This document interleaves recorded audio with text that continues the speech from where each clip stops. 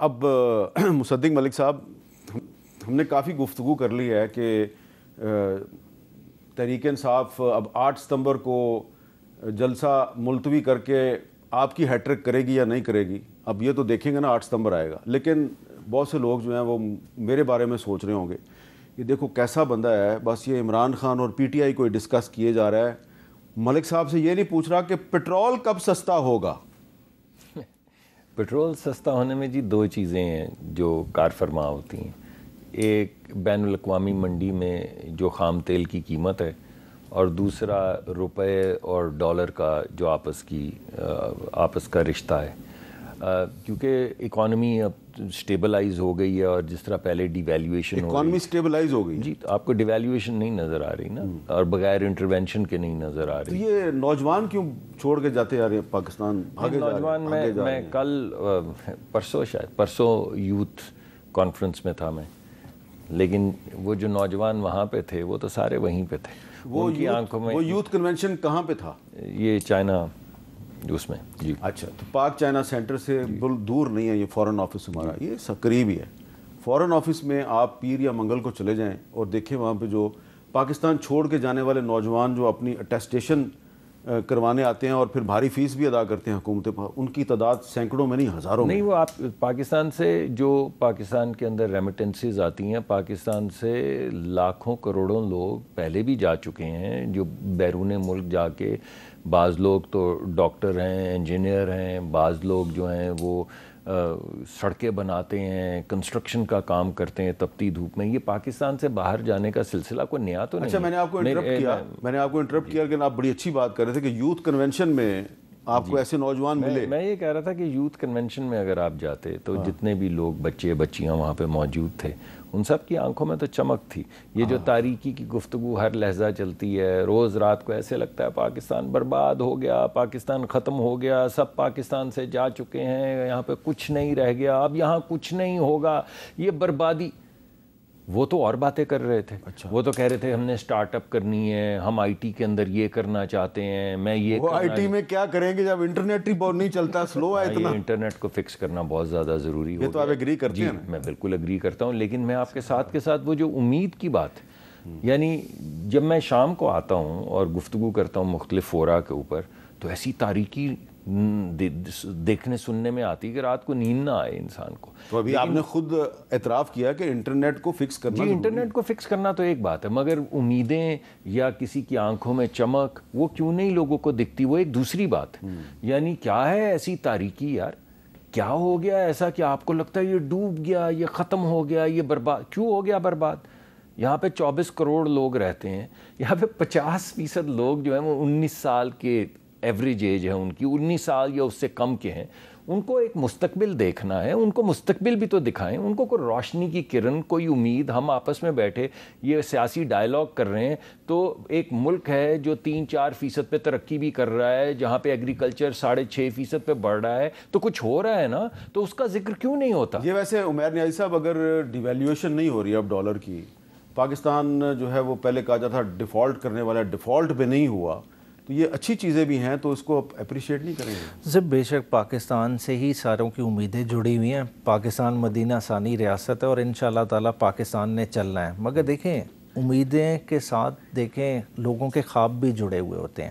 اب دیکھیں اس ورکر کا کیا قصور ہے جو ٹیکسٹائل مل میں کام کرتا تھا. آج ٹیکسٹائل کا وہ حال ہے، آپ دیکھیں 2 لاکھ سے زیادہ کہتے ہیں ورکر افیکٹ ہوا ہے. تو یہ کتنی فیملیز بنتی ہیں جن کا روزگار ہی نہیں ہے. اگر آپ لا اینڈ آرڈر کی سچویشن لیں، میں ایک پولیس والے بندے کے ساتھ بیٹھا تھا، وہ آف دا ریکارڈ فگر بتا رہا تھا کہ ہمیں پرچے نہیں درج کرنے دیتے. تو ہو کیا رہا ہے اس وقت؟ اسٹریٹ کرائم کراچی کا اٹھا لیں، 2000 سنیچنگ پر ڈے ہے. 1000 کا فگر لاہور میں پہنچ گیا ہے. 300 سے 350 پر ڈے. آپ چلیے اچھی بات ہے کہ آج آپ نے صرف کراچی کی بات نہیں کی، آج آپ نے لاہور کی بھی بات کی. ہاں جی، یہ ہر جگہ. یہ کراچی والوں کا شکوہ ہے کہ بھئی یہ جو اسٹریٹ کرائم ہے صرف کراچی میں نہیں ہوتا، یہ تو لاہور میں بھی ہوتا ہے بلکہ اسلام آباد میں بھی ہو رہا ہے. مگر یہ ہو کس وجہ سے رہا ہے؟ دیکھیں ہم نے لوگوں کے لیے پاس ایونیو ہی نہیں ہے. جب 72% عوام آپ کی مہینے کی اپنی سیلری میں گزارا نہیں کر سکے گی تو حالات کس طرف جائیں گے؟ دیکھیں ہمیں فوراً اوپن اپ ہونا پڑے گا, اپنی اکانومی کو, اپنے سارے معاملات کو درست کرنا پڑے گا. آپ نے انٹرنیٹ پہ قدغن کیوں لگائی؟ خالی یہ آپ کانٹینٹ کو کنٹرول کرنا چاہتے تھے بجائے اس کے. یہ کہتے ہیں کہ جب تحریک انصاف کی حکومت تھی 2020 میں تو کیبنٹ نے فیصلہ کیا تھا کہ فائر وال لگاؤ. دیکھیں اور امپلیمنٹیشن کا فریم ورک بھی اپروو کیا. دیکھیں فائر وال کی بھی ایکسٹینٹ ہوتی ہے نا. آپ کیا کر رہے ہیں؟ آپ پلیٹ فارمز کو بند کر رہے ہیں. ٹویٹر کو بند کیا, باقیوں کو بند کرنے کے چکر میں اب اکنامک لاس کتنا ہو رہا ہے. دیکھیں اب پی ٹی اے کے چیئرمین نے ہی بیٹھے ہوئے, وہ ایگزیکٹ فگرز نیکسٹ میٹنگ میں دیں گے آئی ٹی ٹیلی کام کی, وہ کہتے ہیں اپنے منہ سے 7 سے 8 ملین ڈالر اے ڈے کا تو نقصان ہے ہی ہے. پھر آپ کو ایز ان ریلائبل پارٹنر دنیا ڈکلیئر کر رہی ہے ان آئی ٹی سیکٹر.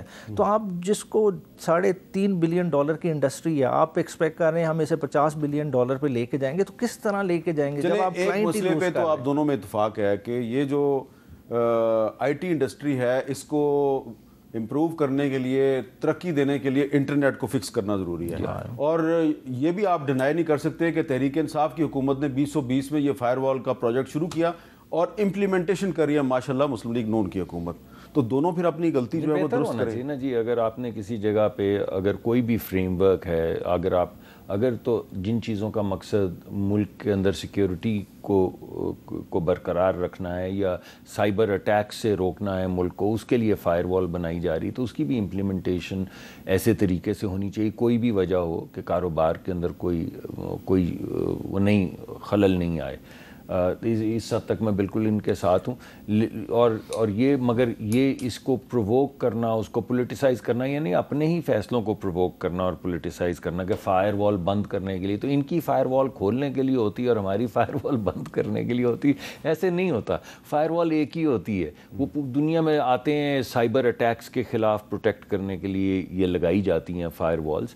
لیکن چلیں آپ کی بھی فائر وال تھی, ہماری بھی فائر وال تھی, اس کو بہتر ہونا چاہیے. لیکن وہ ذرا آخر میں دوبارہ بتا دینا کہ پیٹرول کے سستا ہونے کے جی میں نے بتایا کہ وہ جو رشیا کا تیل تھا وہ کب آئے گا؟ جی رشیا کا تیل تقریباً ہم تو جو لائے تھے 1 لاکھ ٹن, اس سے بہت ہماری ریفائنری کو فائدہ ہوا تھا, بے انتہا فائدہ, کیونکہ میں کمرشل ٹرمز کے اندر کانفیڈینشیلٹی تھی, میں وہ آپ کے سامنے پہلے بھی کہہ چکا ہوں, نہیں دے سکے.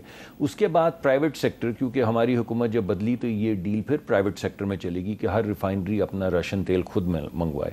تو اس سے 6 گنا زیادہ تیل اس کے بعد سے آ چکا ہے, مگر پرائیویٹ سیکٹر میں آ رہا ہے, وہ سرکاری اس میں نہیں آ رہا ہے. اب ہم نے دوبارہ گفتگو شروع کی ہے پی آر ایل سے کہ سرکار جو ہے, جو ہم نے ایک فریم ورک بنایا ہے جس کا فائدہ پرائیویٹ سیکٹر لے رہا ہے, تو سرکار کو بھی اس کا فائدہ دوبارہ سے لینا چاہیے. تو they are working on the details.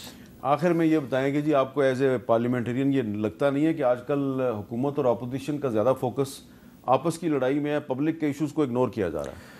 دیکھیں پبلک کے ایشوز کو دونوں جماعتیں اگنور کر نہیں سکتی کیونکہ ووٹ لے کے اسی پہ آنا ہے, مگر بات یہ ہے کہ اس کو سرمونیلی ڈسکس کرتے ہیں. دیکھیں بجٹ جس طرح سیشن جس طرح سے ہوا کہ ہماری کوشش کہ جی بجٹ پاس کرانا ہے, حالانکہ اگر یہ سیاستدان اتنا بڑا فورم ہے اس کو پراپرلی ڈسکس کریں, ریلیونٹ سٹیک ہولڈرز کو انگیج کریں, بہت ساری بہتری آ سکتی ہے. آپ نے اتنا بڑا حجم کریٹ کر دیا کہ جی ہم اتنے ٹیکسز کلیکٹ کریں گے, ایک سپر ٹیکس لگا دیا سیلریڈ بندے پہ ہی, لوگ اس وجہ سے آپ کے بھاگ رہے ہیں.